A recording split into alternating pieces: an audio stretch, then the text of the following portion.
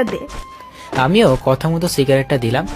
Cigarette দেওয়ার পর বলল, আগুন ধরিয়ে দিবে। আমি বললাম, আমি কেন আগুন ধরিয়ে দিব? আপনি খাবেন, আপনি আগুন ধরিয়ে নিন। তখন মেয়েটি বলল, তুই দোকানে নতুন নাকি?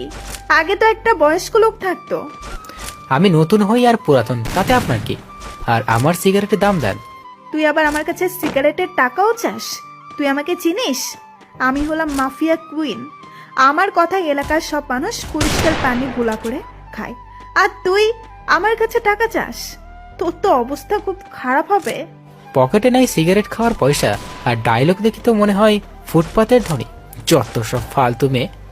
এটা বলার সাথে সাথে মেয়েটি আমাকে ঠাস করে একটা থাপ্পড় মেরে আমাকে থাপ্পড় মারায় আমি দুই গালে দুইটা বসিয়ে দিই, আর মেয়েটি চিৎকার দিয়ে ওঠে। তখনই দোকানের বাইরে থাকা ছেলেগুলো এসে বলে, আপু কি হচ্ছে? এই ছেলেটা আমার সাথে বেয়াদবি করেছে, একে কিছু